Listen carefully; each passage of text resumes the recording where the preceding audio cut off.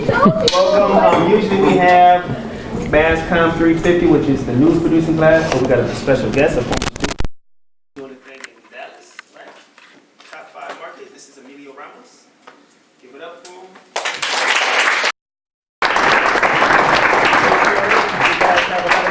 It's not like you get somebody like this to come here every day who was sitting in the exact same chairs you guys used to sit in. So pay attention and learn something. Yeah, not every day they pay for someone to fly in, right? That's great. And I really appreciate that. It feels great to be back here at St. Cloud State. I already met most of you in the newsroom yesterday. If you don't know who I am, I'm gonna talk a little bit about me. Where I started, which was right here, like he said, sitting right there most times. Otherwise, I was in the newsroom. So I'm working in Dallas right now at Telemundo 39. It's a station that works with NBC5, the NBC Universal affiliate, the local NBC station. So the way this presentation was put together was to make you feel like you're going down there with me and you're gonna spend one day shadowing me, because I can't afford flying all of you down there. It's the first time that I do this, so hopefully it works. And I think it's the first time that someone comes here and does it this way. I was sitting there when other people came and spoke to me, and they talked about all of the wonderful aspects of being a news reporter. However, there's always stuff that you just don't learn in college. That's just the nature of it. You go out there and you start facing many challenges. So with that said, I'm just gonna talk a little bit about me, and then I'm gonna make a pause and explain a little bit more of how the presentation is gonna go, so you don't get lost, because you might. And if you do, just raise your hand and I'll answer whatever questions. So I started here at St. Cloud State. I'm talking about this to hopefully pump you up and keep doing what you're doing and maybe do more here at UTVS. I started as a freshman. My second semester, it was when things really got up to speed with me here. A few things. I started the Spanish language newscast that was done every week for every semester, other than my very first semester here, until I graduated. That was a lot of work. That opened up so many doors for me, and I highly believe that's what got me the job that I have today, first in Market 18 and now in Market 5. I did a lot of community engagements with immigration activists here in St. Cloud State. I even went to Chile with Professor Dale, and that was awesome. We did a documentary down there. We went to Puerto Rico even with one of our top engineers. We just took equipment out there. I don't know if they will allow it again, but we did about 15 shows over there. And this picture right here, we were chasing the news. We would listen to the scanner in the newsroom, just like you guys are right now. We picked something up and we just took the camera and went. And that was a standoff here in St. Cloud. That was a crazy day. I did all kinds of community engagements in the Twin Cities with the Latino local media. I did a documentary. Derek and I went on a flight, remember that? The B-17? It's a World War II aircraft flying over St. Cloud. I was afraid I was gonna die that day, but that was fun. During my time here, I worked as an assignment editor at WCCO, very cool experience. I mentioned this yesterday at the panel when someone asked about internships. I didn't do an internship. I considered this my internship, and then I thought I was ready for the job and get paid, and it was still a learning experience. So if you can get a job right away while you're here, that's great too. And then after that, before I graduated, went to Univision Orlando in Tampa. This is a local affiliate for Univision. Does anybody know what Univision is? It's a Spanish network that is not very well liked by Donald Trump right now, as many others. But it's a cool experience, a really cool place to start. That was my dream job after college, and I made it there. I started I was an MMJ there. I cover from hurricanes, tropical storms, which was it was the coolest thing because I grew up in Puerto Rico. And that's kind of what got me into the whole TV journalism. I also covered the Pulse nightclub shooting, and I'm sure all of you know about that. We can talk up for an hour about what that day was like. Pretty intense. I would say, that sticks with you your whole life. put this picture here because this day was so hot. We were waiting for a press conference at 1 p.m. Can you imagine? It was June, sunny day in Florida. Have you guys been to Disney World? How hot it is on there? We had several photographers passing out. The cameras, you would hear them collapsing behind you because it was so hot. And this other picture right here, I also went to Puerto Rico again to do some coverage on the government crisis. And then from there, I went to Telemundo, which is where I am right now. I thought I was gonna stay in Orlando for about 5 years because it's close to the beach, you got Disney, it's close to Puerto Rico, perfect spot to work. But the station was smaller than what I was expecting, and I got to a point where I felt like I wasn't growing anymore, so I said, I need to start looking for jobs. The other job that I've been looking at since I was in college was this MMJ, or video journalist, job at Telemundo 39 in Dallas.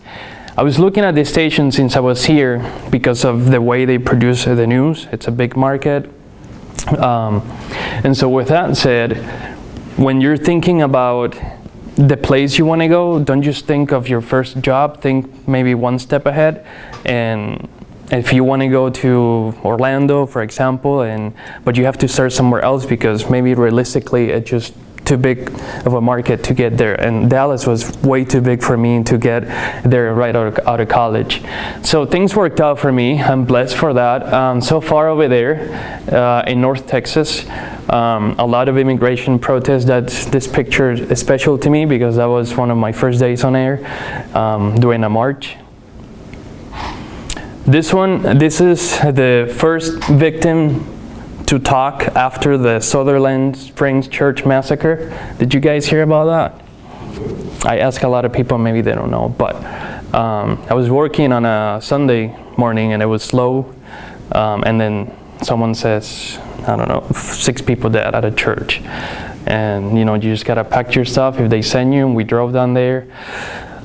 We made it there by 8 p.m., went on air at 10, and this interview was recorded the following day, and that was the very first victim that spoke to any station. I remember the correspondent from ABC News. He was knocking on their door and trying to talk in Spanish. Por favor, talk to me. And I was already there in their backyard. Not the backyard, sorry, the front yard. Don't do that. And I already met her husband, who was also in the church, and he could tell me a great story too, but I wanted to talk to her because she got shot. But you gotta be a human, you gotta connect with people. This guy from ABC, he was just begging her and to talk to them because they wanted the exclusive. I was persistent, but I was a human first. Maybe I connected with him better because I was speaking in Spanish, and that definitely helped in any case.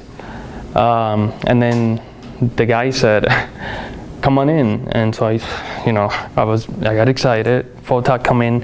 We set up in the living room. And then he's like, no, come in the bedroom. And there she was. She had a gunshot wound right here. And yeah, I mean, from a journalism perspective, it was cool the following day seeing your interview on every channel, national, local stations. And then this picture right here, that's me, and that's Diana Yoga. She's a reporter with NBC5, and the reason that I put this picture here is to give you an idea of how NBC and Telemundo work as a duopoly from the top down to the field. We work together next to each other in the newsroom, in the field. We were feeding each other information. This interview, the lady doesn't speak English, so I was translating for her so she could write her story. So that's how things work. It's more work, and we're still getting used to that. And every now and then corporate will come down and make sure things are flowing the way they're supposed to be, because that's the future. If you are learning a language, I encourage you to learn Spanish because the Hispanic population is growing so fast. It's gonna make you more competitive. It's gonna set you apart when you know Spanish. Okay, so like I said, let's pretend you're going down there to Texas. Has anyone been to Texas? I know you said from Dallas, right? Mm-hmm. Okay. You've been down to Dallas? Yeah, so you kind of have an idea of what the area is like. It's a lot different than Orlando. I never been to Dallas before. I just got my job, packed things up, and drove. And that was my first time there. I think I do that a lot. That's what I did when I came to St. Cloud, and that's what I did when I went to Orlando. You just gotta go for the adventure. So before we get into the presentation, some things that you should do before you go into that first interview. You go into a new city, it's good for you to get familiar with the area, right? So some things you should research. Some of the basic things you should research, maybe like how many people live in that city. There's almost 8 million people in Dallas. That's gonna tell you a lot of things about the city. It's gonna be, there's gonna be a lot of traffic. There's gonna be a lot of crime. And the two most important cities in North Texas, obviously, are Dallas, Fort Worth. They call it the DFW or the Metroplex. Obviously, read, the news, what's going on over there. So when you're doing that interview, they can tell that you really care about what's going on. And ask about the main issues that are happening there. Talk to a friend that's going over there. Research who are the community leaders. Community leaders, activists, they're a really good source for news. Obviously, you gotta be careful with that when it comes down to doing a story around them, but I mean, they do provide a lot of information. I put there Google Maps. Does anybody know why? I mean, some people don't think about it, and I use Google Maps so I could see how far things are from each other, You can see how far, if you're gonna come down to our station, which you will in a second, you should know how far the airport is from the station, how far the station is from the police station in case you get sent there, and you can kind of plan ahead and have an idea in your head of how things are laid out throughout the city. Trust me, that's gonna play a big role in how you execute your production. And obviously, read about your station. What are they doing? Go on their website. What's the headline? How is the website laid out? What do they cover? What are their beats? Does anyone have any questions so far? Cool. That's our station. It's located south of DFW Airport. It's in a very convenient place. It's right between Dallas and Fort Worth. It's 6 years old or 7. It was built right there specifically so that you were within the same distance from both of the cities, and that's why either NBC or Telemundo were always 99% of the time we're the first one on the scenes, because the people from Univision have to come from Dallas all the way to Fort Worth, and that's about a 40-minute drive. That's our newsroom, just to kind of give you an idea, the layout. Pretty big newsroom, right? It's intimidating when you first walk in there. It's not like NBC's over there and Telemundo here. Everyone's mixed in together. We have one assignment desk that's right here. We have about 8 assignment editors. Isn't that crazy? That's insane, right? And yeah, they have eyes all over the city. It's really cool. Let's see what's next here. Okay, so that's our team right there. I was told I should mention this when my boss knew I was coming here. They really want to highlight the fact that for the first time in history, the station has been #1 for the past 8 months. That's big for sales, so they really want to highlight that. And you can see our different teams. This is our 10 p.m. team, the one that you see at 5 and 10. Weekends and 11 a.m. and then the 4 and 4:30. We have a show at 11, 4, 4:30, 5 and 10, and then weekends just 5 and 10. There's no audio on this, right?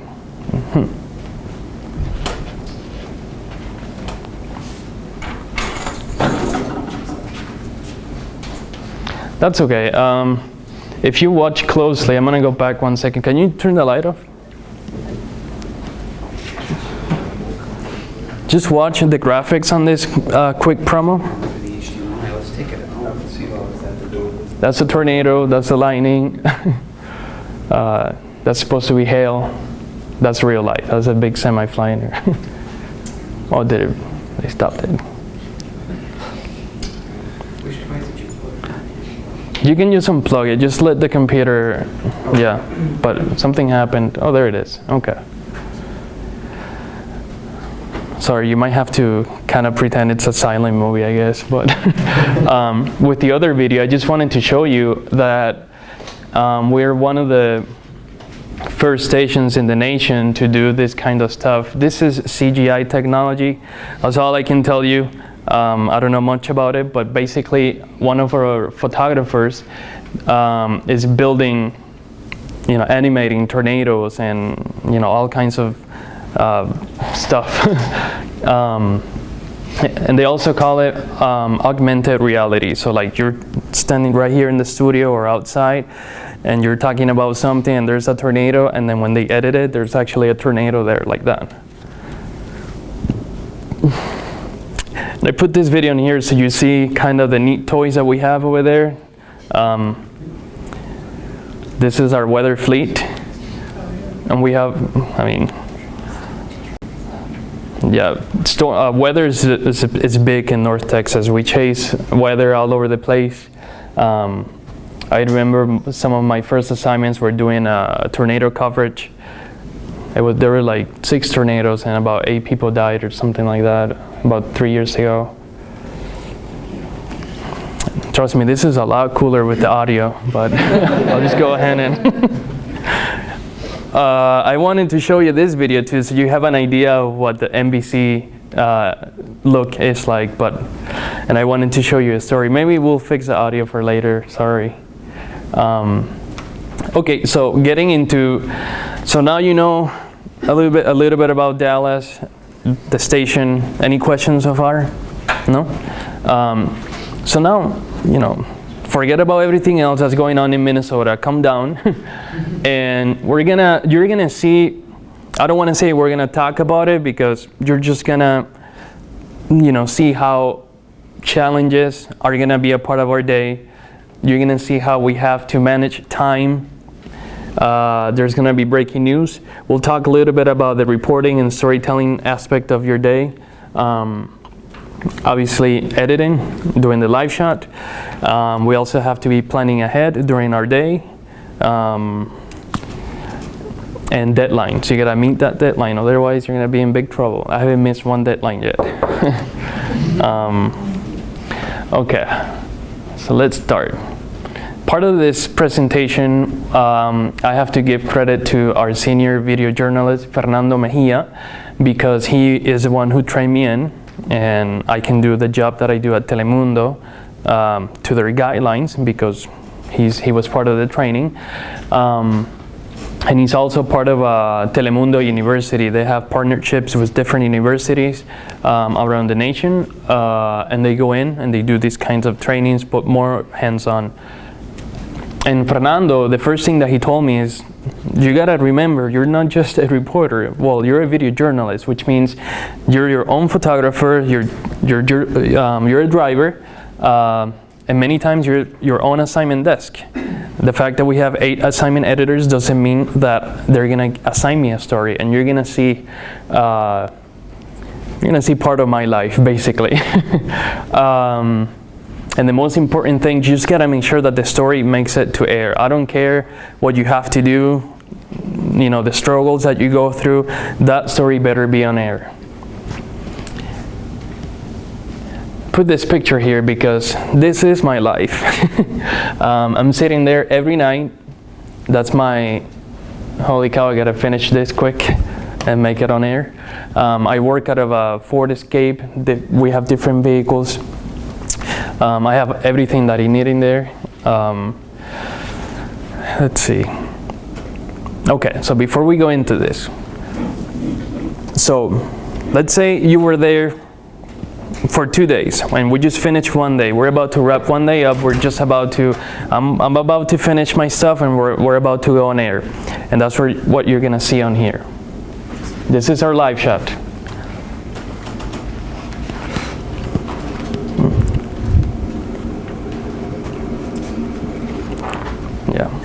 We actually don't talk, it just... At least we got subtitles, you got the... Yeah, hopefully they're okay. I'm saying that a dog was... No, I'm just kidding. Like, oh, thank you, Emilio. Yeah, they gotta fix that problem, huh? Okay. Okay, so it's 10:45 now. We just finished our live shot. Cool, right? Do I go home now? What do you think? No. Oh man, I'm driving back to the station now. And I gotta send something in, what's called a handoff note.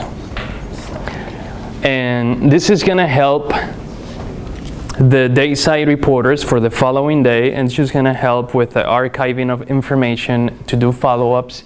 Basically, this is a long one, and this note was from a community meeting with the police chief, which is very rare in Dallas. So I'm including a lot of information, even information that didn't go into the story, because I want I want us to follow up with a lot of things that were talked about in the meeting but didn't necessarily go on the package. So I'm giving them the main thing, phone numbers. When you're at a meeting, even if you don't interview that person, people are gonna come up to you, or that person seems interesting. Hey, go ahead and talk to them. What's your phone number? Exchange that contact. It's gonna be really helpful in the future. So you're gonna add that, and you're just gonna write a summary of the meeting, and you're gonna provide your own angles for a follow-up. So one of the follow-up here was the residents are gonna develop a citizen watch group to help prevent crime. And they can call one of these numbers, and we're gonna keep up with that, because when that group gets created, that's gonna be our story, not Univision's. So that's how you stay on top of that. And then some people who were present, I didn't put the phone number on there, but. And by the way, someone said Slack. Who said that? Yeah, you know what Slack is? I use Slack too. Slack is one of my jobs, yeah. Okay, it's a, how do you explain? It's a communication system. It's like a group messaging app for workplaces. It helps. Yeah. You can transfer files, you can build a text document. Like a giant Dropbox. Uh-huh. Yeah, Dropbox and iMessage. Okay. Yeah, and everyone has access to that unless you choose, for someone not to see it. And these are my producers, assignment editors, because I want them to see the message, even though they're going to be able to see it, but I'm like, hey, pay attention to this. And this is a shorter handoff note. Maybe that day I wasn't really in the mood of putting a lot of information. There was really anything to put just other than phone numbers. Yeah. And then luckily we don't have to write web scripts. We just send in a quick description, and the web producer will type it up, but they need that. I don't know why. I asked him the other day, why do you need me to do that? But you just gotta send it in. Just a quick headline and a quick paragraph. Okay, so 11:15 now. Do I go home now? What am I gonna do? Let's see, I don't know. Okay, so you start getting text messages. I'm going home right now. But I'm getting text messages, and by the way, this is all real. I'm not making anything up. Maybe the only part I'm making up is the fact that I'm combining different scenarios just to make it work for the presentation, but all of this is real and doable. I'm not, since I was at UTVS and Derek knows this, you don't ask anyone to do something you wouldn't do. So this lady is reaching out to me because her friend was killed in a house, and she has pictures of the crime scene, and she's upset for the way the detectives handle the crime scene, and she wants and she also wants to make the public aware that the shooter is still out there. So I'm gonna ask her, obviously you have to be respectful, I'm sorry to hear about that. We actually covered the story on Sunday but couldn't find his family. So I didn't tell her this part, but then I'm happy she reached out, right? It sounds like a good story. So I'm gonna ask, the first thing, I'm not asking for the pictures right away. I'm asking for the family. I wanna see how the family's doing, but I'm really interested in those pictures, how the crime scene was left. The family's in Mexico, and it happens that the person that's reaching out to me is the only contact person that the guy would have in Dallas, and they're helping bring the body to Mexico. So, okay. So then I go with the question, do you have any photos of that crime scene, and would they be willing to talk about what happened? And she says, yes, we'll like to talk, but they're scared. She'll send the pictures, and they have no idea of the motive of that homicide. So I'm telling her basically on here, go ahead and send the pictures. I never commit to a story until I get to the meeting the next day, because some people will understand, others will just tell you on your face, you don't care, I'm not ever gonna talk to you guys again. So never promise anything. So I'm telling her, I'll talk to you tomorrow. I'm gonna talk to my supervisors. Don't say I'm gonna talk to the assignment desk or my producer. Producer is okay, but don't use any of those terms because they don't understand, okay? So then I'm almost sure they'll do the story, and I'm gonna call you in the morning. Unless you can talk now. That's what I asked her. It was almost 1 a.m. She says she'll have the pictures and that she will call me shortly. So I'm about to get into my bathroom to take a shower after a long day, but now this woman wants to talk to her. Don't wait till tomorrow, because she might end up talking to the computation. It's 12, it's midnight.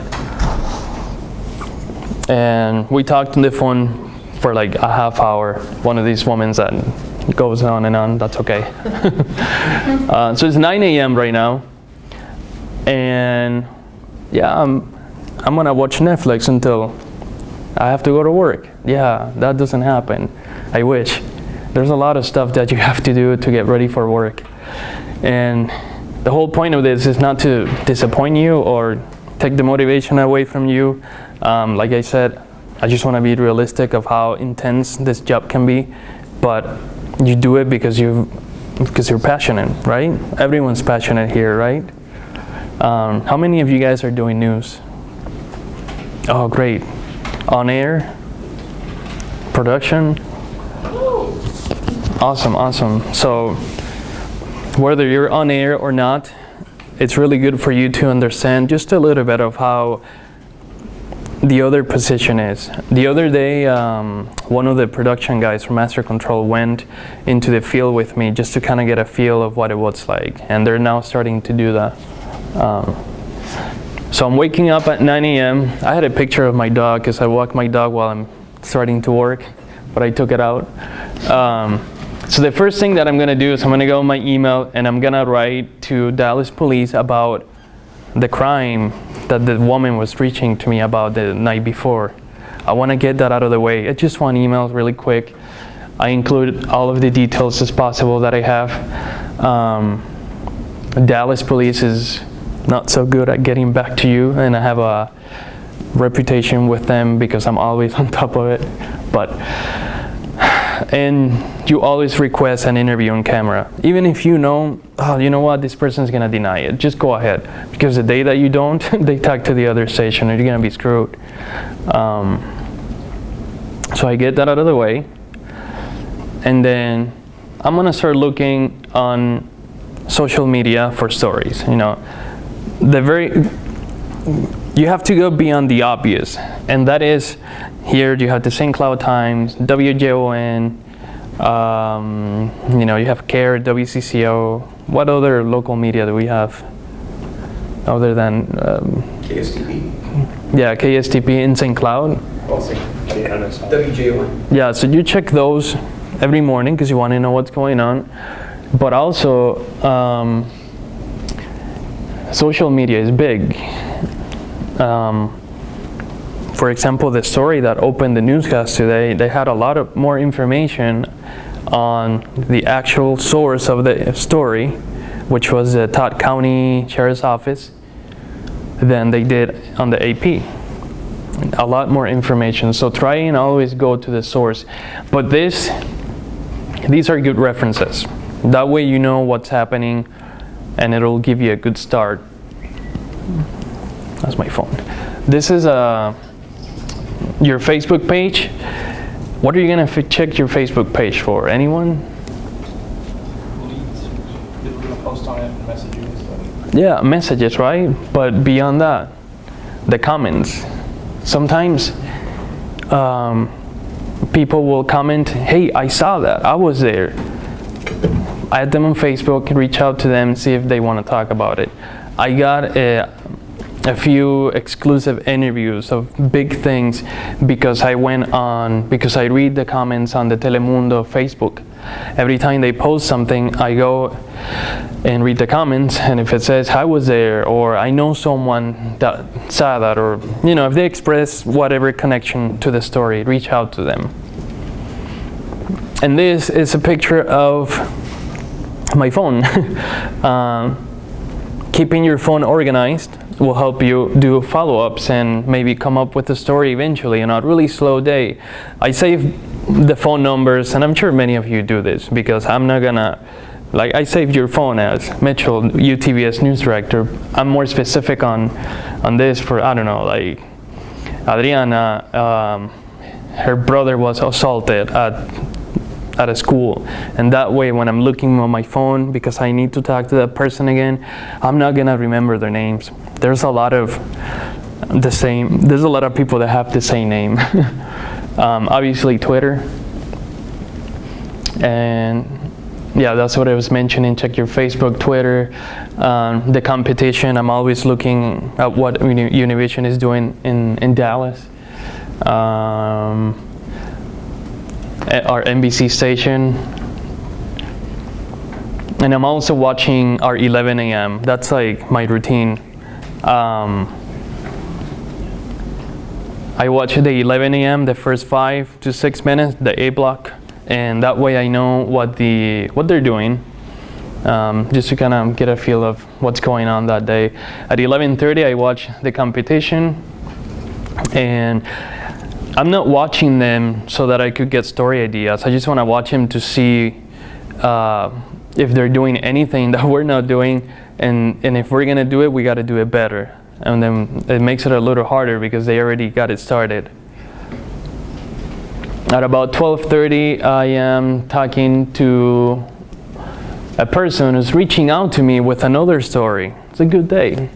And this person's telling me that a stranger attempted to pick up a student at a school. And I'm asking for the information. She says, what she's saying here, and this is what's making it difficult. If you get lost, let me know. I want to talk for a minute.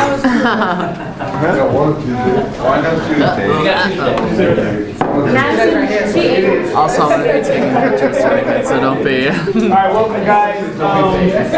Ready to get started? Yeah. You ready? Wait, what's Mic check. One.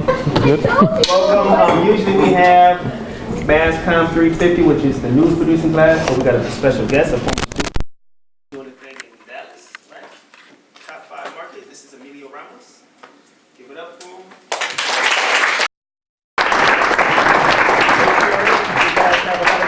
It's not like you get somebody like this to come here every day who was sitting in the exact same chairs you guys used to sit in. So pay attention and learn something. Yeah, not every day they pay for someone to fly in, right? That's great. And I really appreciate that. It feels great to be back here at St. Cloud State. I already met most of you in the newsroom yesterday.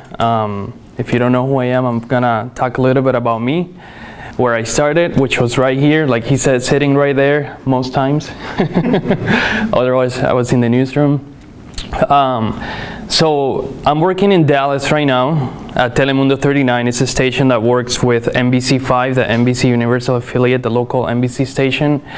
So the way this presentation was put together was to make you feel like you're going down there with me and you're gonna spend one day shadowing me, because I can't afford flying all of you down there.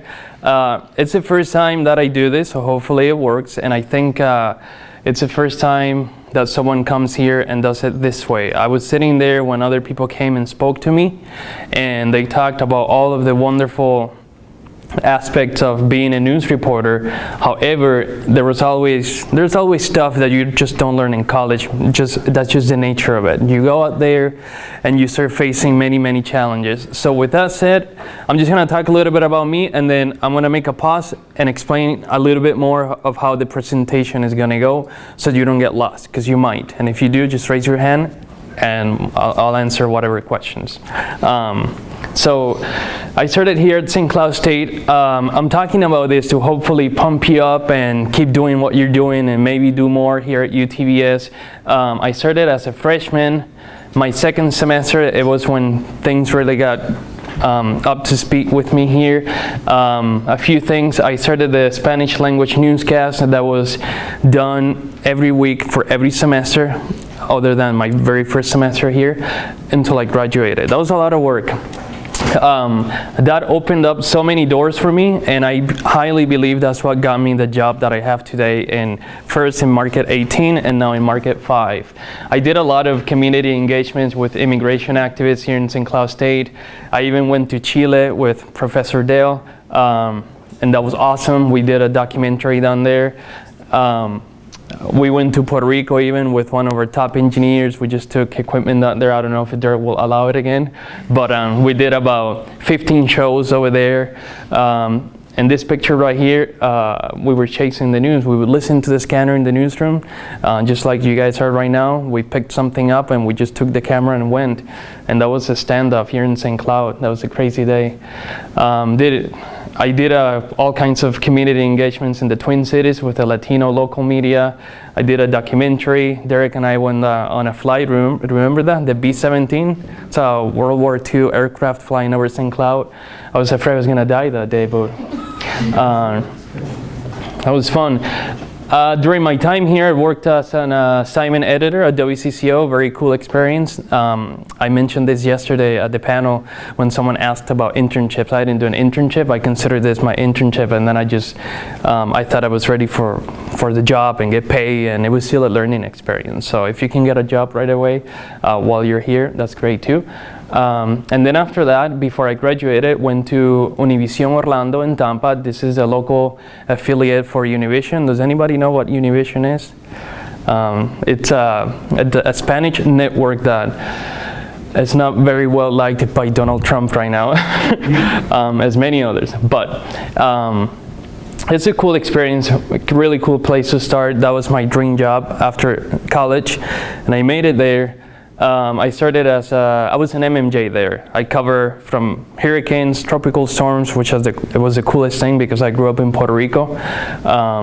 And that's kind of what got me into the whole TV journalism. I also covered the Pulse nightclub shooting, and I'm sure all of you know about that. We can talk up for an hour about what that day was like. Pretty intense. I would say, that sticks with you your whole life. Put this picture here because this day was so hot. We were waiting for a press conference at 1 p.m. Can you imagine? It was June, sunny day in Florida. Have you guys been to Disney World? How hot it is on there? We had several photographers passing out. The cameras, you would hear them collapsing behind you because it was so hot. And this other picture right here, I also went to Puerto Rico again to do some coverage on the government crisis. And then from there, I went to Telemundo, which is where I am right now. I thought I was going to stay in Orlando for about 5 years because it's close to the beach. You got Disney, it's close to Puerto Rico, perfect spot to work. But the station was smaller than what I was expecting, and I got to a point where I felt like I wasn't growing anymore, so I said, I need to start looking for jobs. The other job that I've been looking at since I was in college was this MMJ or video journalist job at Telemundo 39 in Dallas.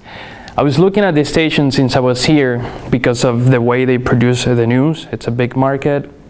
And so with that said, when you're thinking about the place you want to go, don't just think of your first job, think maybe one step ahead. And if you want to go to Orlando, for example, but you have to start somewhere else because maybe realistically it's just too big of a market to get there, and Dallas was way too big for me to get there right out of college. So things worked out for me. I'm blessed for that. So far over there in North Texas, a lot of immigration protests. This picture is special to me because that was one of my first days on air during a march. This is the first victim to talk after the Sutherland Springs church massacre. Did you guys hear about that? I ask a lot of people, maybe they don't know, but I was working on a Sunday morning and it was slow, and then someone says, I don't know, 6 people dead at a church. And you just gotta pack your stuff if they send you, and we drove down there. We made it there by 8 p.m., went on air at 10, and this interview was recorded the following day. And that was the very first victim that spoke to any station. I remember the correspondent from ABC News. He was knocking on their door and trying to talk in Spanish. Por favor, talk to me. And I was already there in their backyard. Not the backyard, sorry, the front yard. Don't do that. And I already met her husband, who was also in the church, and he could tell me a great story too, but I wanted to talk to her because she got shot. But you gotta be a human, you gotta connect with people.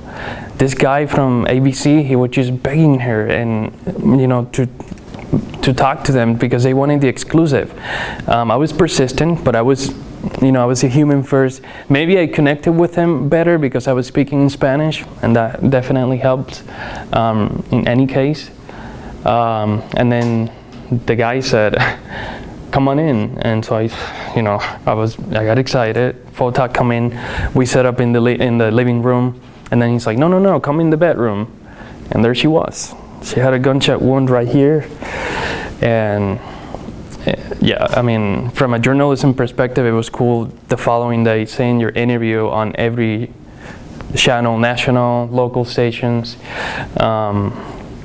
And then this picture right here, that's me, and that's Diana Yoga. She's a reporter with NBC5, and the reason that I put this picture here is to give you an idea of how NBC and Telemundo work as a duopoly from the top down to the field. We work together next to each other in the newsroom, in the field. We were feeding each other information. This interview, the lady doesn't speak English, so I was translating for her so she could write her story. So that's how things work. It's more work, and we're still getting used to that. And every now and then corporate will come down and make sure things are flowing the way they're supposed to be, because that's the future. If you are learning a language, I encourage you to learn Spanish because the Hispanic population is growing so fast. It's gonna make you more competitive. It's gonna set you apart when you know Spanish. Okay, so like I said, let's pretend you're going down there to Texas. Has anyone been to Texas? I know you said from Dallas, right? Okay. You've been down to Dallas? Yeah, so you kind of have an idea of what the area is like. It's a lot different than Orlando. I never been to Dallas before. I just got my job, packed things up, and drove. And that was my first time there. I think I do that a lot. That's what I did when I came to St. Cloud, and that's what I did when I went to Orlando. You just gotta go for the adventure.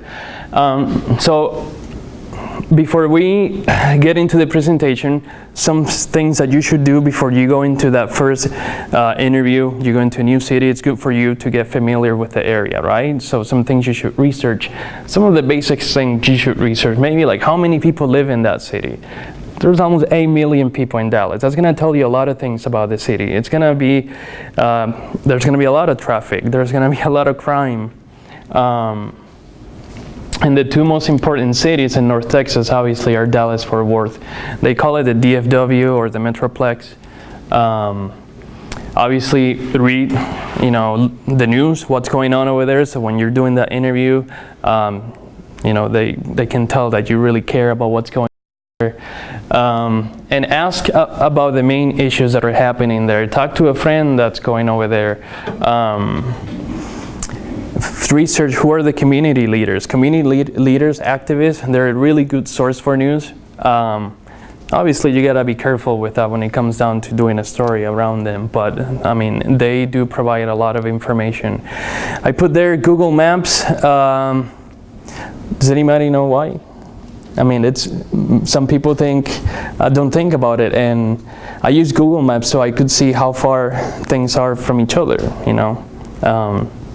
You can see how far, if you're gonna come down to our station, which you will in a second, you should know how far the airport is from the station, how far the station is from the police station in case you get sent there, and you can kind of plan ahead and have an idea in your head of how things are laid out throughout the city. Trust me, that's gonna play a big role in how you execute your production.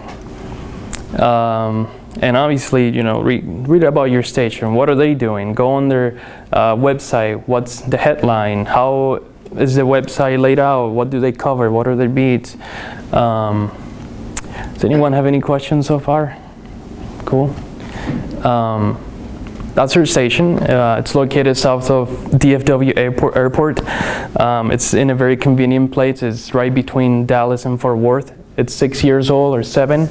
It was built right there specifically so that you were within the same distance from both of the cities, and that's why either NBC or Telemundo were always 99% of the time we're the first one on the scenes, because the people from Univision have to come from Dallas all the way to Fort Worth, and that's about a 40-minute drive. That's our newsroom, just to kind of give you an idea, the layout. Pretty big newsroom, right? It's intimidating when you first walk in there. It's not like NBC's over there and Telemundo here. Everyone's mixed in together. We have one assignment desk that's right here. We have about 8 assignment editors. Isn't that crazy? That's insane, right? And yeah, they have eyes all over the city. It's really cool. Let's see what's next here. Okay, so that's our team right there. I was told I should mention this when my boss knew I was coming here.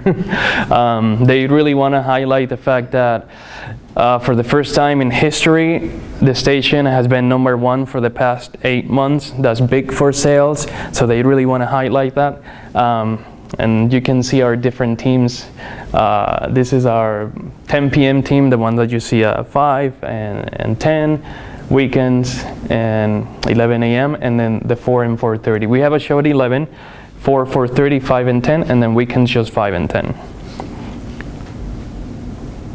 There's no audio on this, right?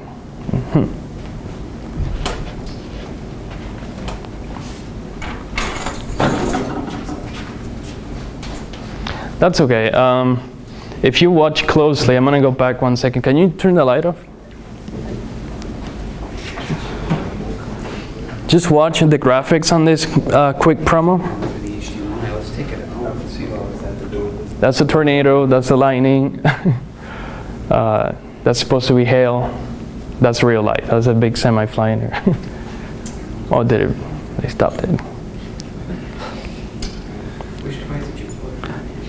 You can use unplug it, just let the computer, yeah, but something happened. Oh, there it is, okay. Sorry, you might have to kind of pretend it's a silent movie, I guess. But with the other video, I just wanted to show you that we're one of the first stations in the nation to do this kind of stuff. This is CGI technology. That's all I can tell you. I don't know much about it, but basically one of our photographers is building, animating tornadoes and, all kinds of stuff.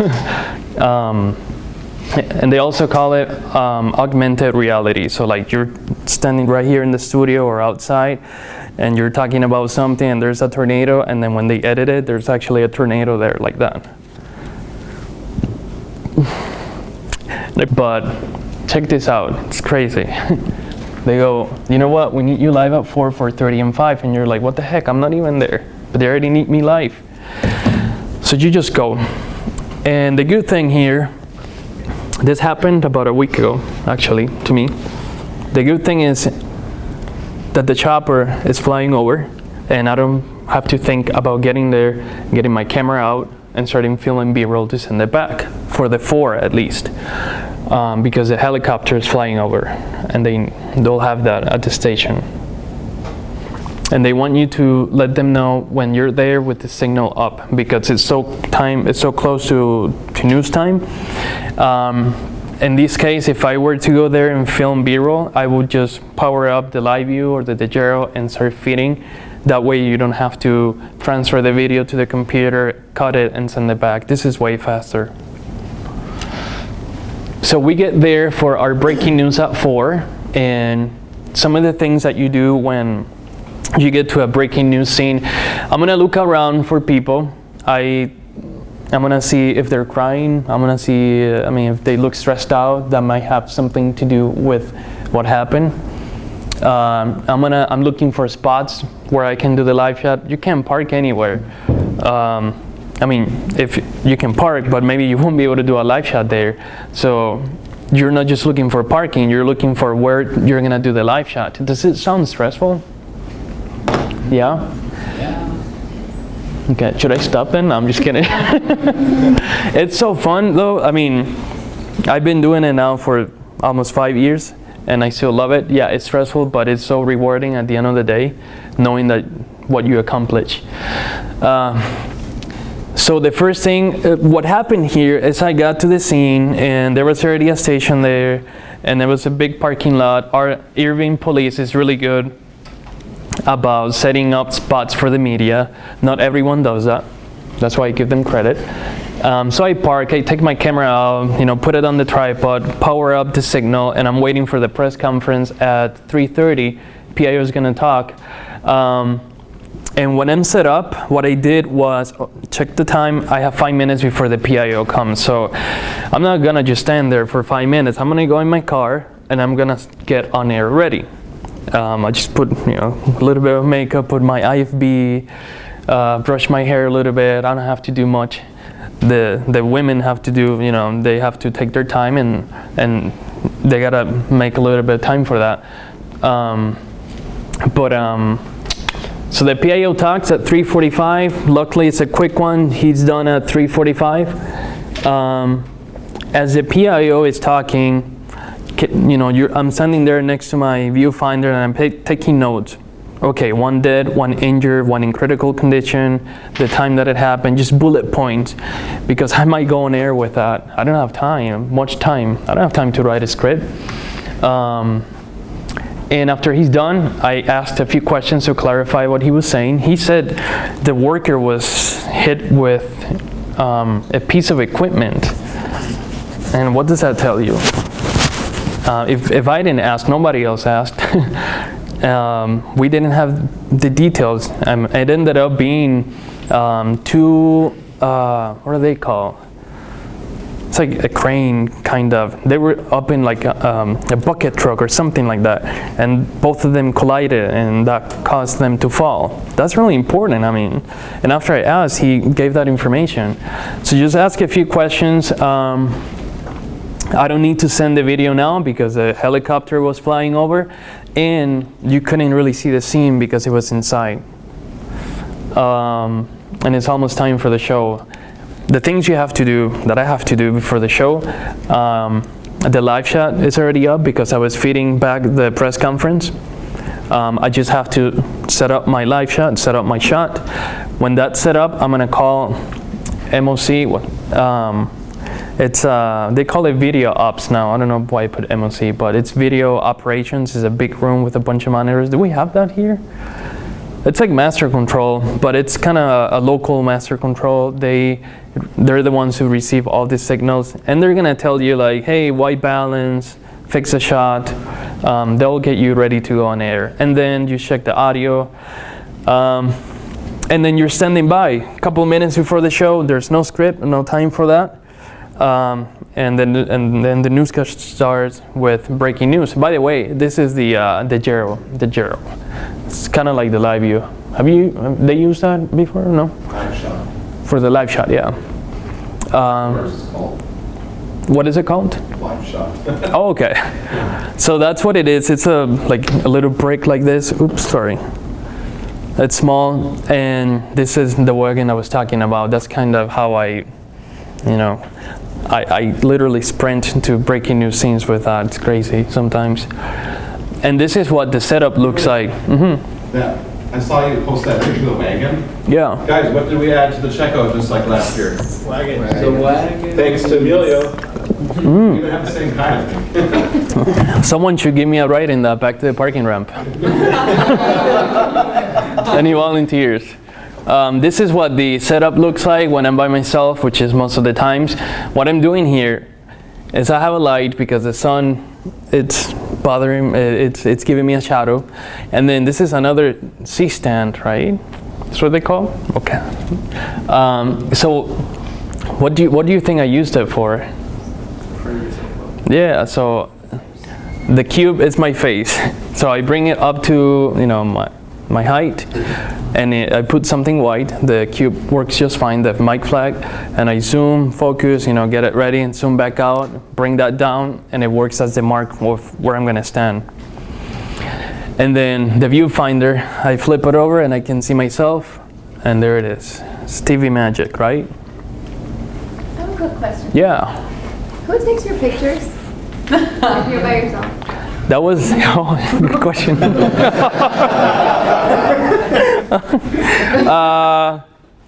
Okay, so most people will ask anyone random on the street to take pictures. I don't do that. But this picture, it was a photographer from Univision, because we're friends, and I was like, hey, take a picture. However, he didn't touch the camera at all. He can't do that. Yeah. Trying to say I'm lying? No, I mean, because No, it you looks see? really good, so I was just wondering, like, who, yeah. A robot. So remember they told me when I was going there that I had live shots at 4, 4:30, and 5? Okay, good news. I don't have a 4:30 hit, so I can relax a little bit. I have some time. And what I'm gonna do then, I'm gonna transfer the press conference to the laptop. And I gotta bring the equipment back in the car because I don't want anyone to knock it over. Do you see how many things you have to do quick? So I'm gonna do that. I'm gonna hang out in the car for a little bit. I'm gonna go ahead and, we use Arias to edit. You're not gonna use that here. It's good for news. It's simple. I just cut, you know, put it together, and it's really simple to use. So I'm gonna go ahead and cut a shot. It's in English, so for us, they only play 4 seconds and then I translate.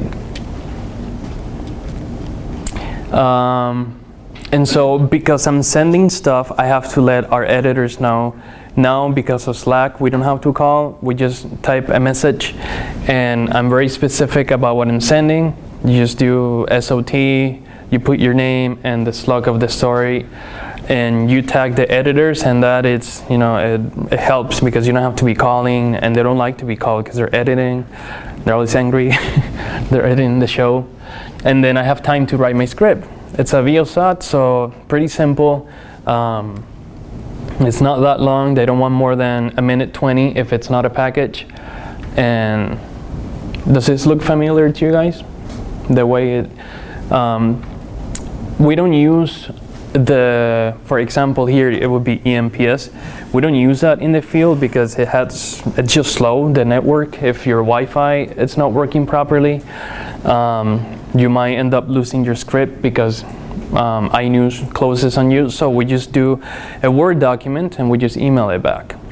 But we still have to follow some guidelines on how it's structured, because you don't want to send everything together and the producer is going to hate you because they have to, you know, read it on their crunch time, and it has to be organized. So at 4:30, are you confused yet? No? Sure? Okay. Do you have any? Yeah? Are you confused? No. Okay. There's just a lot of things going on in one day. I'm confused. I get confused. Remember, we have a little time before the 5 because I don't have a 4:30 anymore, right? So I'm planning ahead. I still got that story for the 10. So I'm gonna go ahead and check for the other story. So the address that they sent me, the one that we put on the GPS when we were on the way there before we got detoured, I'm gonna see how far I am from the place where I ended up, because you might be further away now and you have to plan ahead. And then I also have to let the other woman from my plan B that I might be late because I'm here and there's traffic, and so you might be late. So now we go ahead and do the same procedure to go live again. It's a little more relaxing because it's been done already for the 4. So you just gotta do the same thing: set up the live shot, turn the equipment back on, dial into the IFB, and you're ready to go live. The script that you wrote, well, it helps that we have 2 cell phones, because what I do is I email the script to my other phone and I put it on airplane mode, It's that way mom doesn't call me when I'm going live. This happened. And you can read your script from your phone, and the phone that you have connected to the IFB, it's in your pocket, you don't see the cable, and you're not like holding it and seeing the cable that looks really ugly, so you just hide it, use your other phone.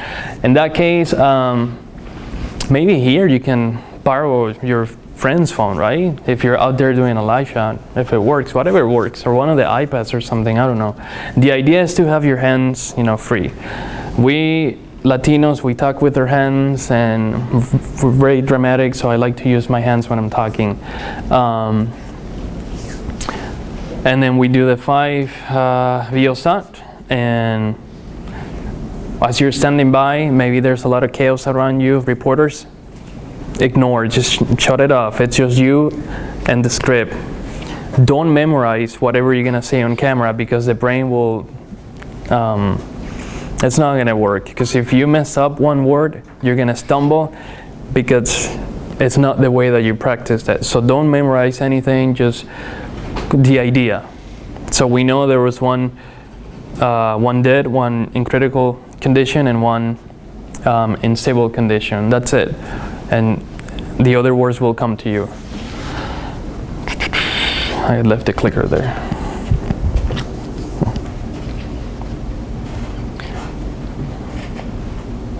Sorry, the picture here, there's a lightning that destroyed this house. It's pretty crazy. With the permission of the owners of the house, we went in and we took advantage of how visual it was. And we actually started in one bedroom, and we came out the hallway and then came into that bedroom. And the reason I wanted to end there is because of this. And part of the story was that the baby was there when the lightning hit and the house caught on fire.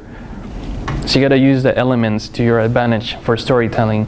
This is what our breaking news looks like. We still have no audio, right? That's okay. Buenos días, gracias.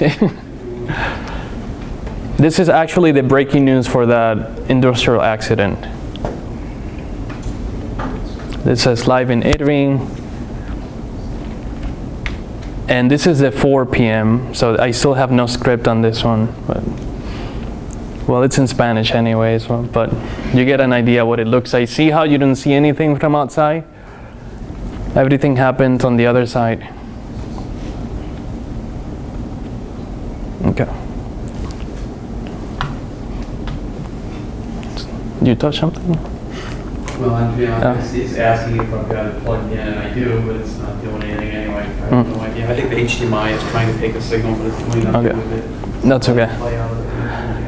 Another possible scenario, which has happened before, if you have time and you have all of the elements within an hour and a half, it's really easy to throw in a package. I won't go into this because then I think you'll probably get confused. But if you have all of the elements, and depending on how long it takes you to write and edit, it's really easy to throw in a package and for the 5. Things to do after the 5. You let the assignment desk know that the story that you covered, it's done for the day. There's nothing else. We're gonna have to wait for information to come within days. There's no ID for the victim. There's nobody around to interview, no witnesses. So you send that note via Slack and you're on your way to your other story. So now on for the 10. So we're gonna drive. Remember the story of the woman? Her kid almost gets abducted, presumably by someone. So we're gonna go ahead and drive over there.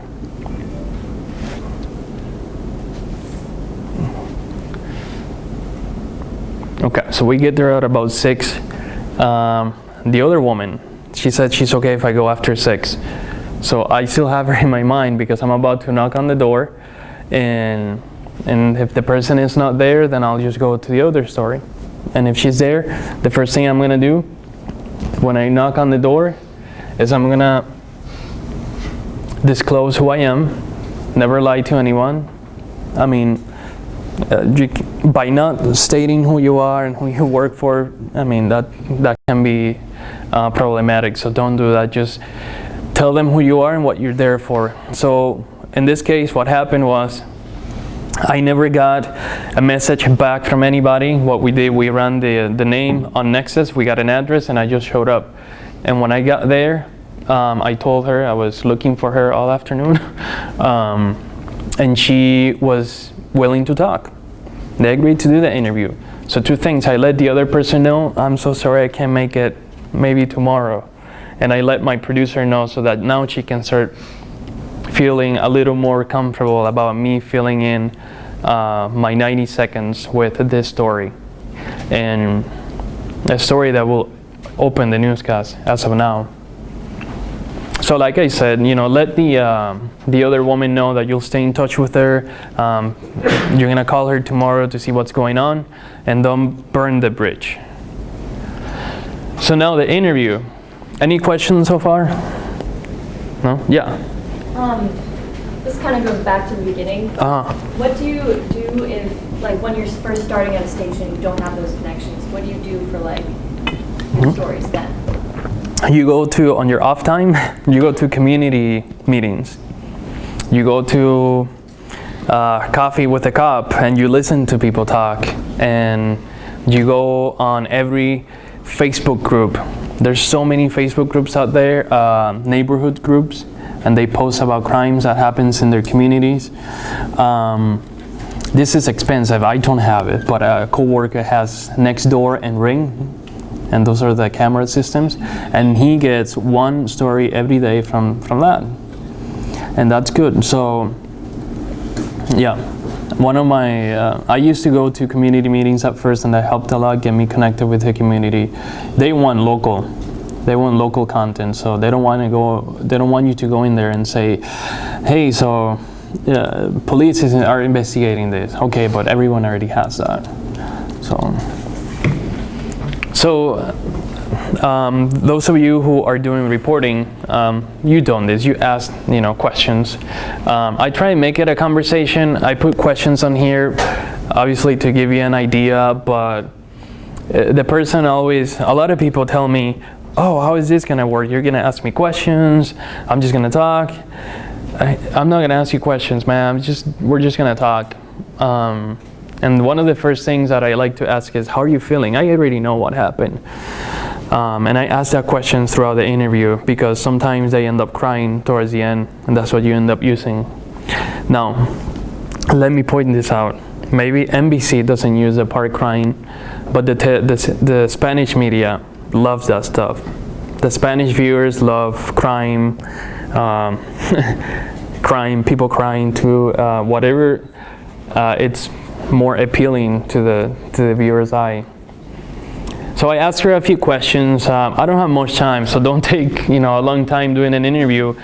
One, because you don't have a lot of time to be there, and second, if you end up doing a long interview, you're gonna end up watching the whole interview. It's gonna be tougher to find soundbites eventually, right?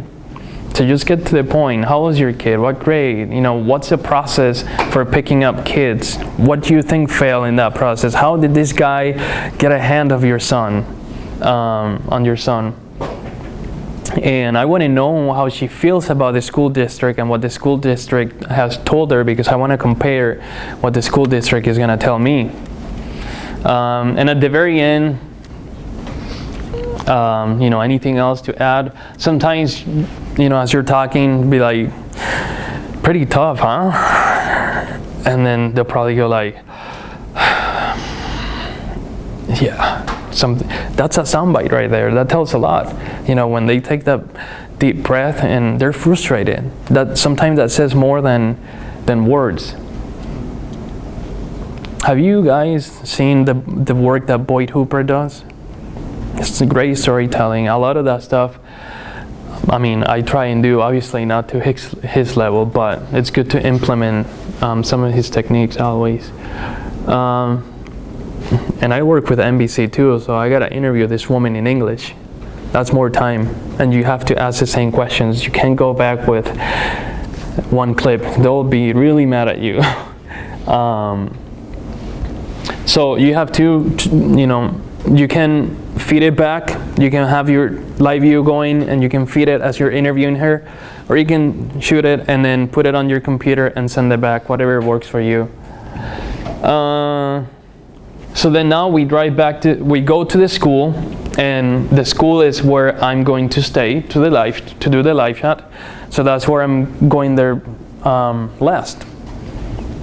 The interview for this story, and you're gonna see the shots that I got, there's nothing to it. I mean, obviously you don't have video. Well, you could, but there's no video of the guy trying to pick up this kid. There's no security video. There's nothing. So you end up with a wallpaper story. However, the topic, I told you before, it sells. This will get people's attention. So when I interviewed this woman, she was in her front yard. There's nothing. There's just a few plants, and I'm gonna show you here in a second. I'm gonna get shots of the kid. I'm not gonna film the kid's face because technically he was a victim of possibly a crime. Some stations will show the face. We just don't. We try and protect the kids as much as possible, or victims depending on the case. So what I do is I film the kid's hands, the feet. I can put the camera behind me sometimes and give me a shot of her and I talking. And I'm also getting shots of the woman, of her hands and feet, because I get a text and they tell me you can't show the woman either. I'm like, why? She wants to be on camera. And they're like, no, because they can recognize the kid if they recognize a woman. So they don't want to connect one or the two. So just the things you have to deal with that. Edit as you shoot. I learned that here. You are editing as you're filming video, so don't overshoot because you're gonna end up with a bunch of files and that's gonna drive you crazy. When you're shooting sequences. And you shoot as many shots from one spot as possible. From here, I can do probably 100 shots. I mean, and then you move and then you do more sequences. Always use a tripod, right, Derek? There's no reason for you not to use it unless there's movement or a purpose to it. If you're following someone, my shots are no longer than 8 seconds because I mean, I'm in a rush, and when I edit, I just gotta cut in and out. Is there a lot of opportunities for net sound here? Probably not, because I'm just talking to her. Yeah.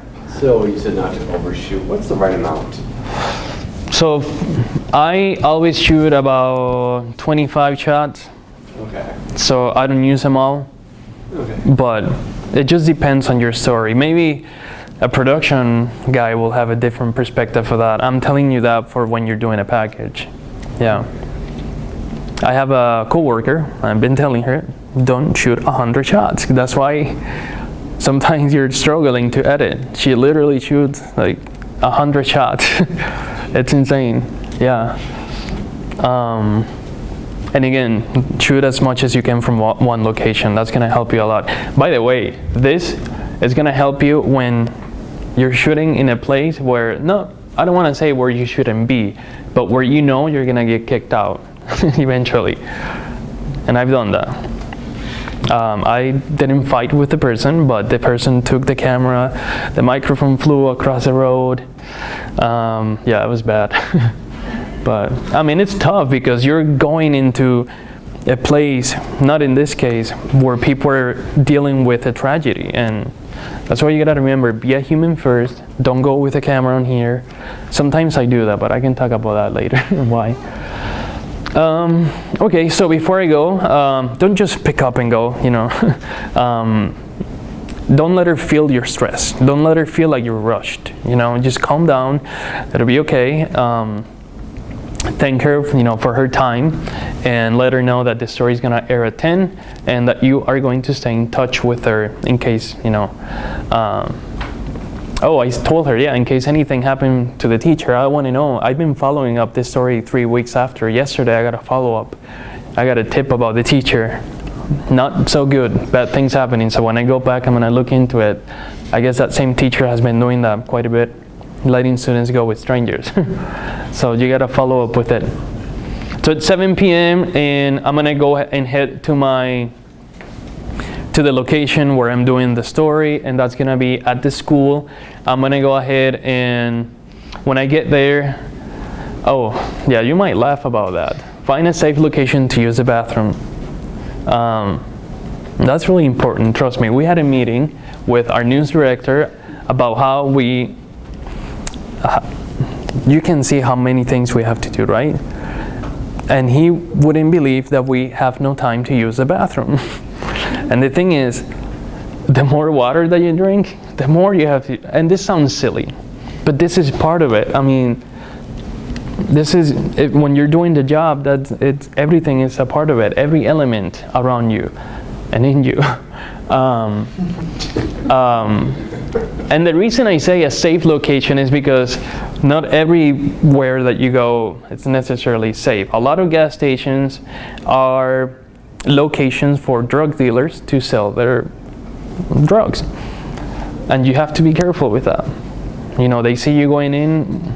Our cars are white, by the way, or black. They're not marked for safety reasons.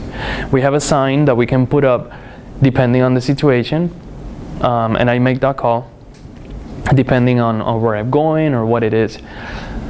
But yeah, that's really important. So I get to the school. I'm gonna find a safe spot to park and do the live shot strategically that I can get a good shot. And what I'm gonna do is I'm gonna write, and I'm gonna edit. I'm gonna check with my newsroom. I'm gonna tell them I'm already here and this is the update.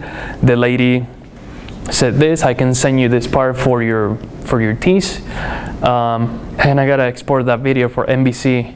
And I'm just gonna let it export and I'll send it while I'm doing something else, logging the interview, writing and editing. So this is the actual story that I've been talking to you about. That's the woman that we've been looking for since this morning, right? This is the actual interview. And I just listened to her interview, and this is the package that I actually wrote. I'm sorry, it's in Spanish. I didn't have time to translate, but any questions so far? What does it say? What does it say? Basically, the first, I'm not gonna translate it all, but I'm starting with the fact that police told me that security has been increased at that school because of what happened. So when you tell the viewer, I thought, okay, if we tell the viewers that there's more security at Dallas Elementary School, I'm not telling them where yet. We're just trying to hook them. And then we also say that Dallas police is investigating along with the district police. When the city police gets involved, it's a little more serious. And then they say this happened last night. Emilio Ramos joins us live with an exclusive interview with the mother of the child. And then I won't translate it anymore, but I will tell you the structure. The anchor intro shouldn't be more than 10-15 seconds. 15 seconds max, it's okay. And you just give them a little juicy ingredient of the story. Don't tell them where it is. Don't give them any details. Just be very, it has to be attractive. And then on your intro, no more than 2 sentences. It could be like, think of it of 2 headlines. But in this case, I was in front of the school, you're gonna see it. And what happened was that when I did the interview, the mother told me the grandma was sitting in her car 10 cars behind when this happened, but the grandma didn't see anything. So I'm thinking, okay, so she was sitting in the car and the kid almost gets kidnapped, 10 cars in front of her, in front of the school. And you're gonna see what I did with my live shot, with no audio, it's great. And then it's a 90-second story. If you're gonna ask for more time, you better have I don't know, Obama or something. It's really short. Like I said, unless you have something really big, important, don't ask for more time because the producer is simply gonna say no. Especially for the 10 p.m. You know what happens at 10 p.m. with people? They fall asleep. They fall asleep, and everything has to be active from the video that you shoot, the interview, the visuals, to the way that you write the story. Basically, I have 4 paragraphs with her thoughts, and then I end up with 2 more sentences. I'm giving you a few tips here. Use your best sound bites. Write around those shots. So that's why you have to listen to the interview. Listen to the interview, pick the shots, and then you start writing around that.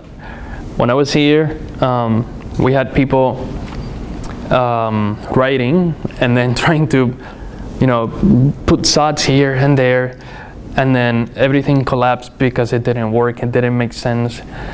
Do you guys do that? You listen to the shots and then write around it? Good. One idea per sentence. Don't use fancy words. In my case, we're talking to, I like to think that I'm talking to, well, you should all think like this, an 8-year-old, and use simple words like you're talking. And yeah. So I said use the attractive words and then write it like it's happening, not like it happened. There are cases where it's not easy, right? To write something like it's happening, but if you can make it, it just sounds more interesting. And my outro, it's gonna be a follow-up. There's always a follow-up. The story will always continue. It doesn't end there.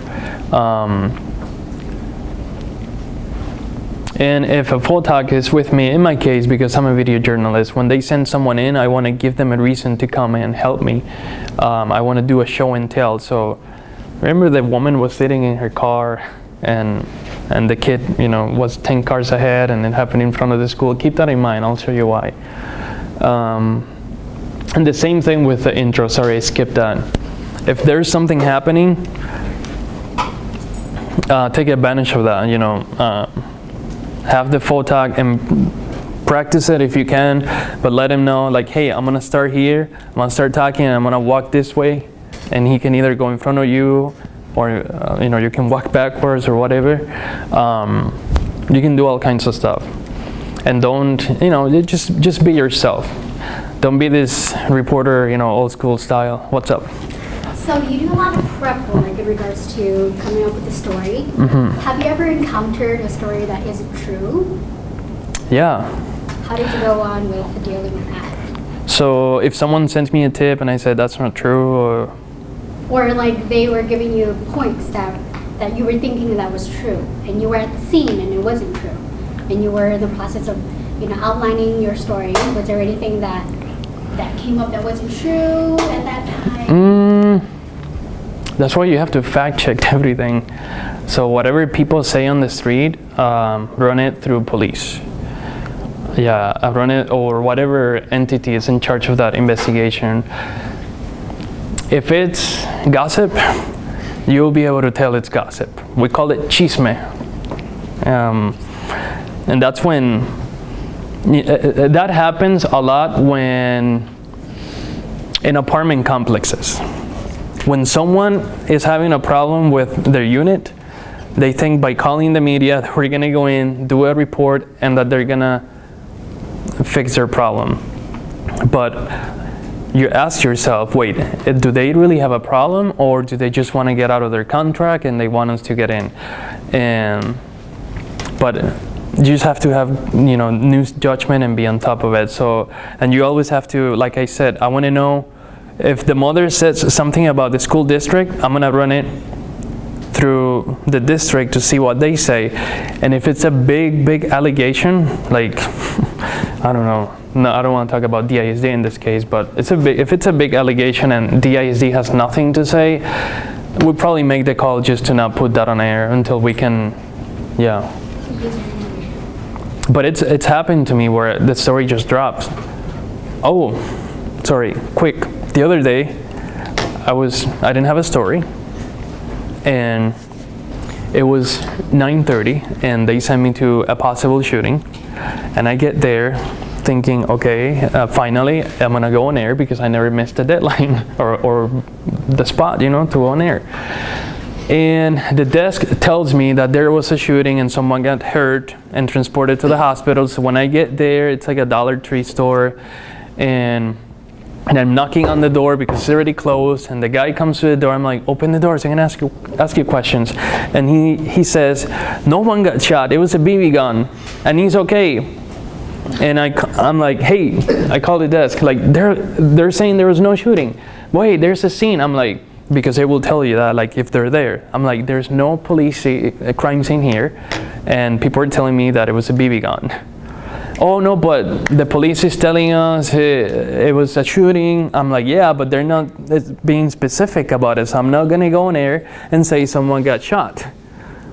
And I'm like, call police again, please, while I, try and find out more information. And you know what happened? Police clarify it was a BB gun, and there was no story. There was no story. So what we ended up doing, if you're asking, I picked on something that was also in that city that I saw was a good follow-up, and I went on air with that, just a live VO. You know what? When your story falls at 9:30 p.m., that's stressful. At 8:40, you send your script to the producer. I'm almost done, by the way. The producer is gonna check. They have to approve it. When you send your script, at least where I work, the script gets sent out to everybody in the newsroom. So can you imagine sending your script to Mitchell, but everyone can read it? A little intimidating at first, because when he sends it back, he's gonna send it back with corrections. But that's okay, because we learn from each other, right? And then while you wait, I'm gonna set up my camera. And as soon as you get the script back, I gotta record a tease on camera, like coming up, blah, blah, blah. And that airs 10 minutes before the show. They don't open the show with that, by the way. And then I gotta take that camera back inside the car to record my voice track and then transfer all of the video to the computer. By the way, I record the track with a mic. Just like I have this mic right here, I just do it with this or the flat mic, whatever. So you're technically recording a video, but you're just using the audio part of it. And I'm gonna fly through this. This is how I edit. When I was waiting for my script, I was putting my shots. If you're a reporter, pay attention to this. This might help you edit a little bit faster. It's all about being organized. So while she was checking my script, I was putting my shots in order. Do people check scripts here? No? We didn't do it when I was here, but probably should. So these are the 4 shots that I'm gonna use. And okay, let's just skip that. Okay, so my tease.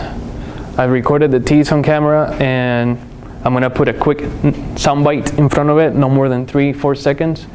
I'm gonna put the on-camera stuff. Maybe I'll put some video over, and then I'm gonna send it back. And now I'm gonna work with my track, my package. This is gonna turn into my package. I'm gonna cut it. I'm gonna start placing it.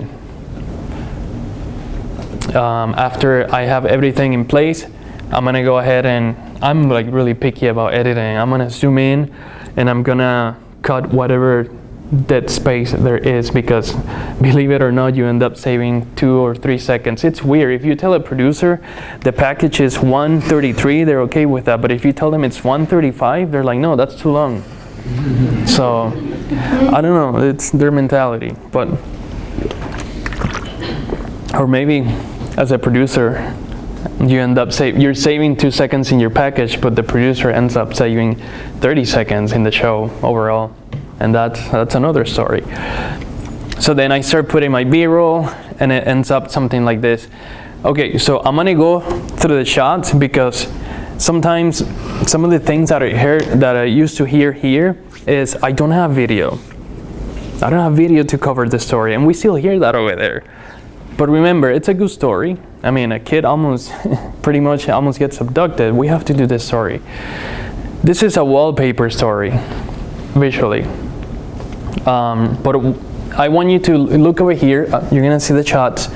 I don't have a wide shot of the school, because if you're doing a live shot during the day and you're standing, let's say I'm standing in front of you guys and doing a story of this, and I get a shot of all of you guys, and that's my first shot going into the package, you know what's gonna happen? A big jump cut in real life. It's like you disappear. And I've seen that happen I did it once because I was running. I learned my lesson. They told me, "What are you like a wizard or something? You just disappeared." Okay, so let's look at those shots, and they're not. I mean, I'm trying to look for interesting angles. Look, I'm shooting the flags through the fence. That's my first. Remember, I couldn't show the woman's face. I'm shooting the woman's feet, but I'm not. Look where I have the camera, behind the palm tree. That's another shot of, gives a little bit of mystery because it's the front of the school. You know, looking through these two poles. The bikes, but I'm not just shooting the bikes. I have the camera in front of a pole. That's another shot of the woman talking, just her hands. Another shot of the school. See, this is a wider shot, but I don't have it in the beginning. Shot of the high school.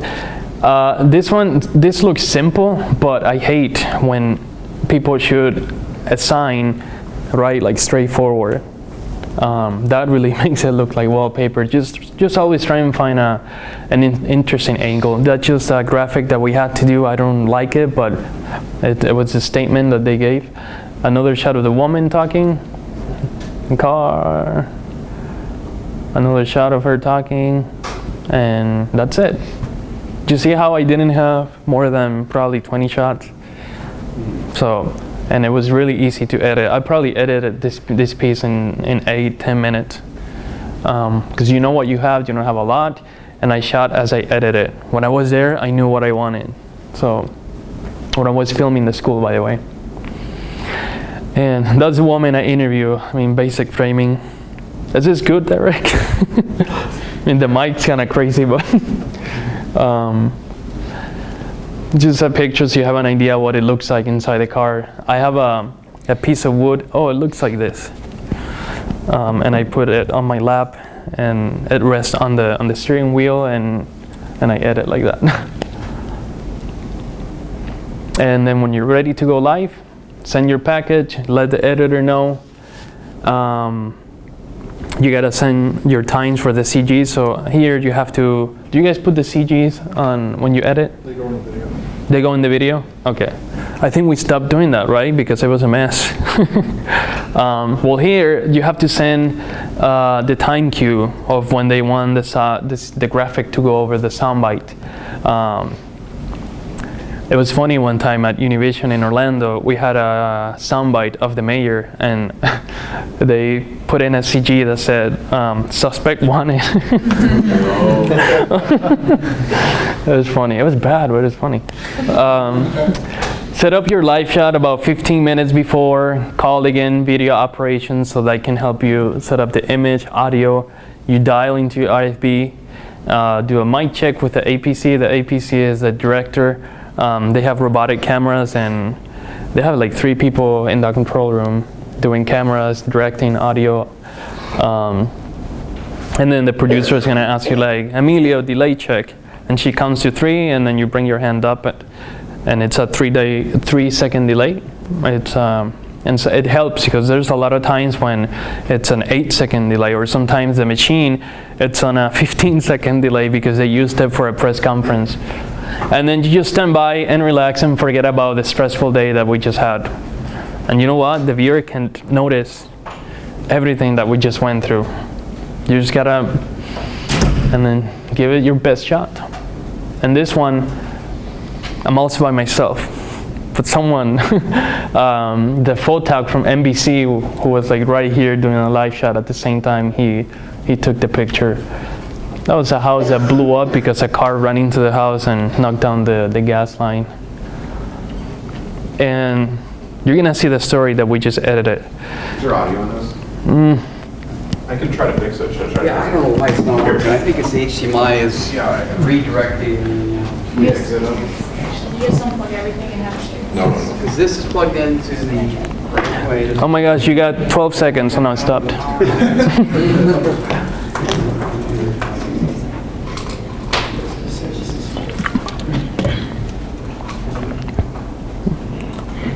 Or maybe the computer audio.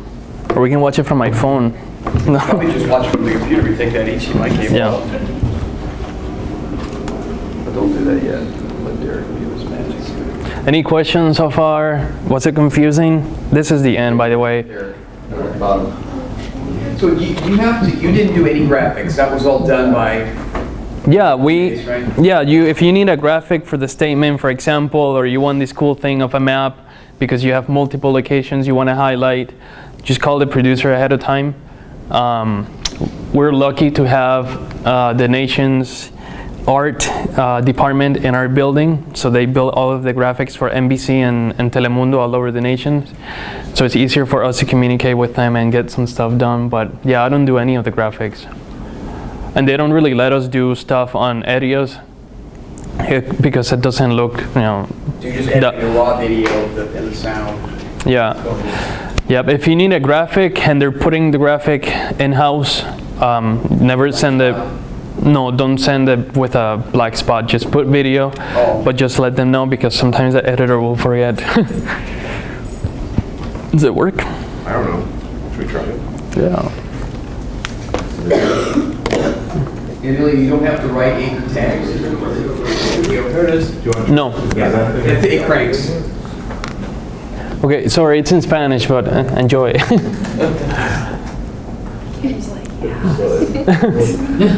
Yeah, chicken critique. By the way, the reason I'm starting it from here, it's because this is a... Okay, anyways. We're letting the viewer know that we're coming up in the air in 20 seconds because people fall asleep.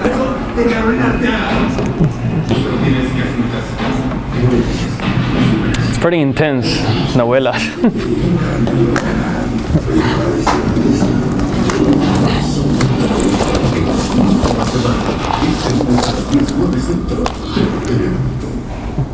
Así comenzamos a vigilancia con la escuela en el Metroplex, ha sido reforzada el grupo que, según autoridades, por el individuo logró llevarse a uno de los estudiantes. La policía de Dallas y del distrito está colaborando con la investigación. Emilio Ramos se nos une en vivo desde Dallas con el testimonio exclusivo de la madre de ese menor. Emilio Ramos. Compañeros, primero el niño se encuentra bien, la madre del menor me cuenta que la abuelita estaba esperando en la fila de carros para recoger al pequeño cuando supuestamente un desconocido logró que el maestro se lo entregara. Vamos a proteger la identidad de la madre por su seguridad.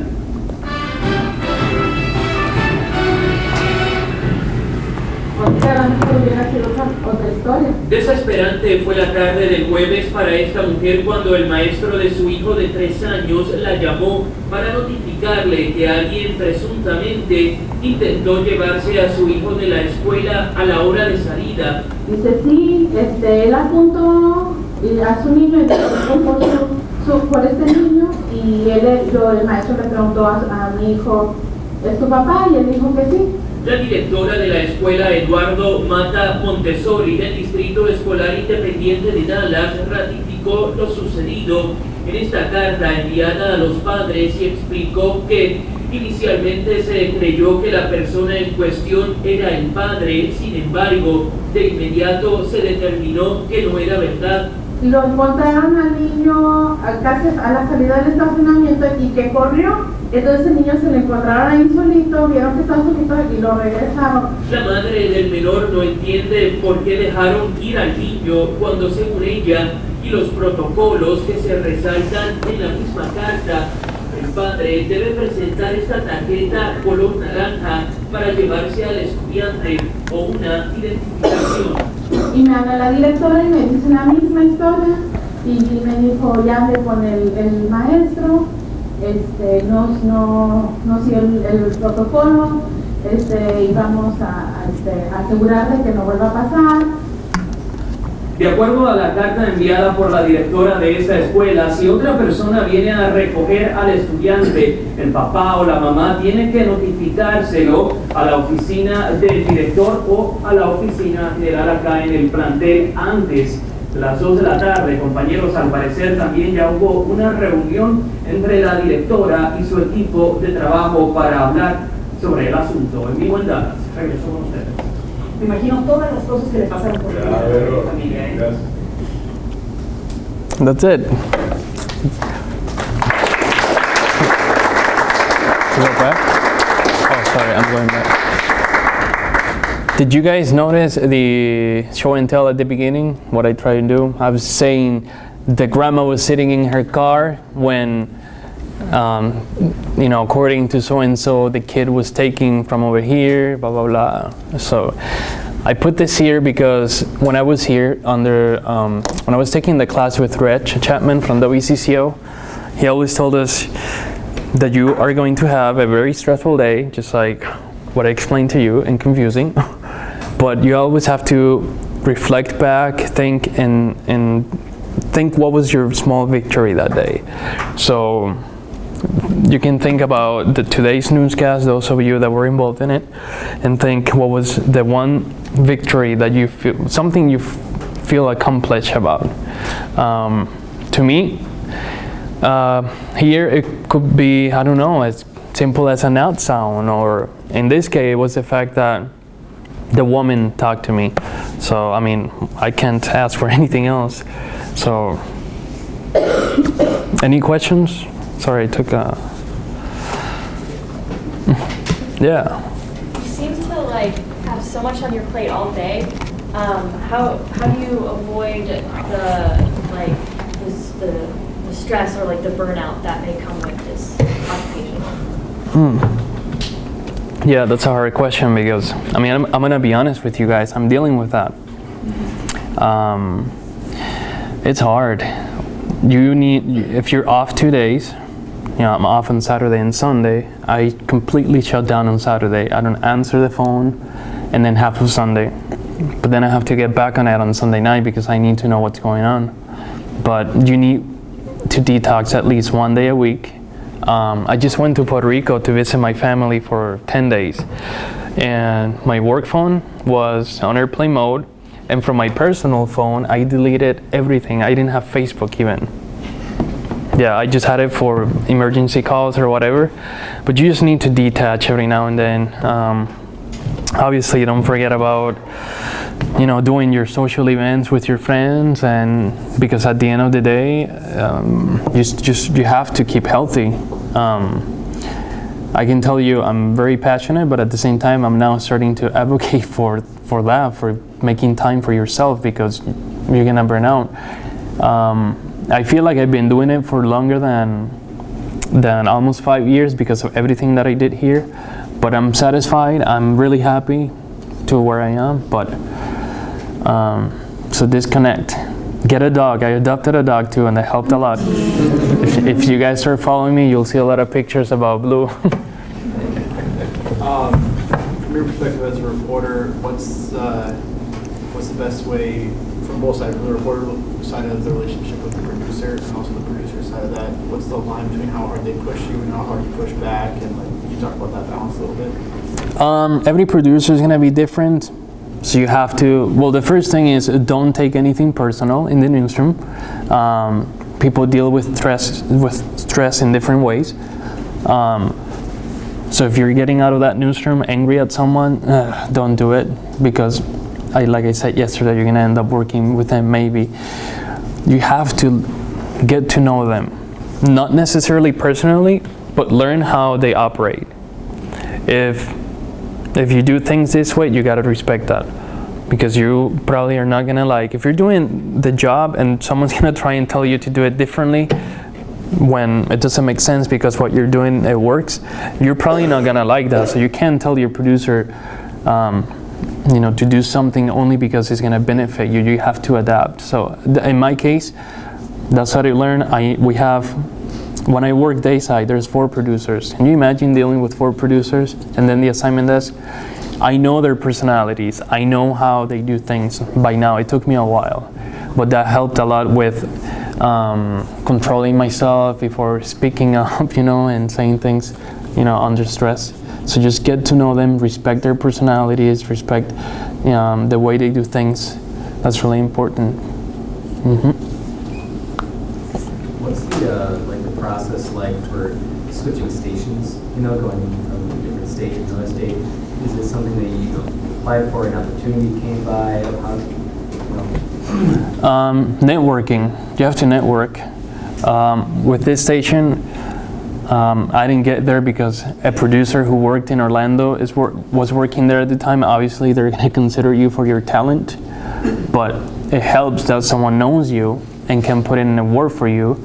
And the news director is looking more for that person to tell them, to reassure them that you have good work ethic.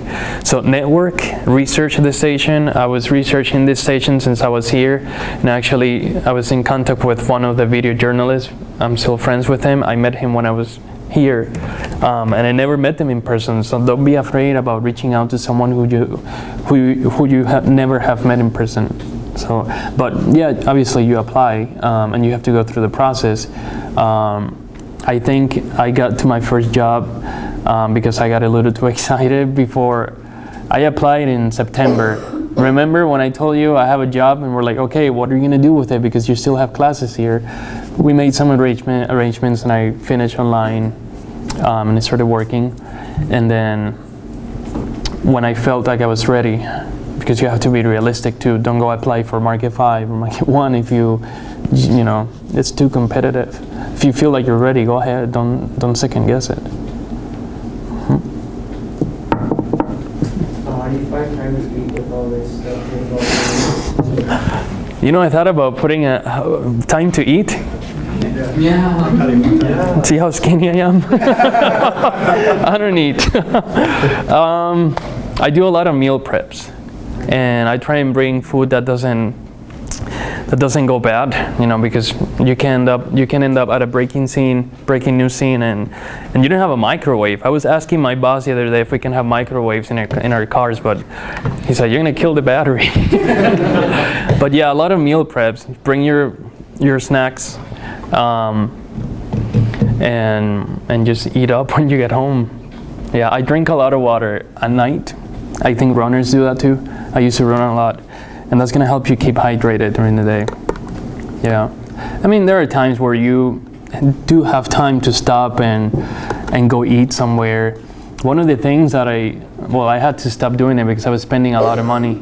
I would go into a Panera and eat and edit, but if you have time, because you still have to bring your equipment in, and you know what's gonna happen when it's time to do a voice track. You have to bring everything back in the car, and what I do in those cases is I just stay in the car after that. But the reason I started doing that is because driving all day, every day, it gets to you. You start having back pains, but yeah. You had a question. Yeah, what was the training process like for you? The training? 3 weeks. For this station? Yeah. 3 weeks. Yeah. Isn't that crazy? So they hired me, and then 3 weeks, even with the stuff they knew that I knew how to do, you know, because they saw some of the work, but it just standard protocol for NBC for you to go through that training. How many days a week was that for your training? Just normal, yeah, Monday through Friday. Okay. Yeah, you start with, they'll give you the equipment, and it's not just training on getting your stories on. It's like they give you a phone, and you have to communicate this way, the email. You take care of your own vehicle with their money. You got to keep it clean. You got to take care of the tabs and all of that. So the training, it's everything. So getting to know people. At Univision, I didn't get any training.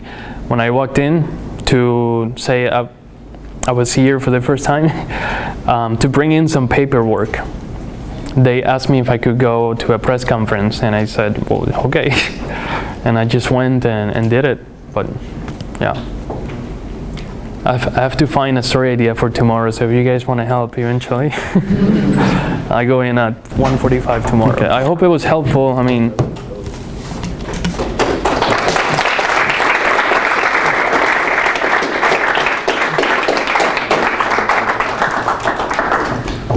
Good.